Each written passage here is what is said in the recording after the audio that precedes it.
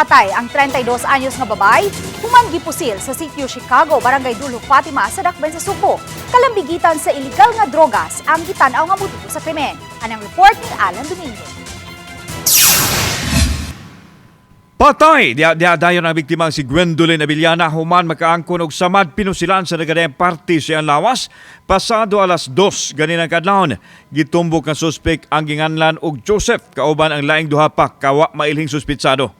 Dinhi sa suka bahin sa sitio Chicago sa Barangay Dulho, Fatima nahitabong ang krimen kaganinang kadlawon gani dinhi mismo nahagba ang lawas sa biktima. Panawagan karon sa pamilya niini nga maangkon nila ang hustisya.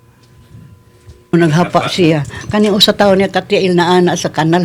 Sugi kan to siya sa taas. Asa man siya naigo kuno la? Giuoy. Sa ulungan? Nay dinhi. Ang ako mang apo mo ay nakakita. Giingon sa apuhan sa biktima nga gikan nag-internet ang iyang apo dihang giposil sa mga suspek mao hinungdan sa iyang kamatayon. Dihang miresponde ang kapulisan, wa na nila maabti ang mga suspek nga daling nakasibat. Nakuha nila ang mga pinakiti sigurang shabu og paraphernalia. Busa usas gitutukan sa kapulisan nga motibo sa krimen ang kalambigitan sa illegal nga drugas. We're not yet done in our investigation pero meron na kaming mga persons of interest regarding sa mga suspects sa pangyayaring ito. Or ma'am, meron man akong 4 na empty shells ng 45 sa crime scene. Possible kakilala ng biktima yung dalawang suspect? Posible na kakilala lang ng biktima. Kaya nga sabi ko kanina na hindi pa tapos ang investigation natin.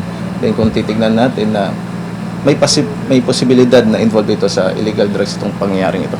Nasairan nga nabilanggo na kaniadto ang suspect diin gipadayag sa apuhan ini nga mas maayo na lang unta kung duha kinis bilangguan aron magpabilin pa unta kining buhi. Utani. Oy, ako musulod kasi di ko matak.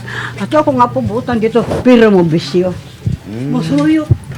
Bisan saon ako tambag di pa to. Oh, sige kog tambag. Kaya naam na siya puyo-puyo nga ang inahanto sa gawas. Padadaan man na sila. Inko nga, ayun to mo pagsuyo po pangita mong negosyo. Hangtod-sangtod, ingon ani mo. Kauban si Clover Lumayag, ako si Alan Domingo. Balitang Bisdak.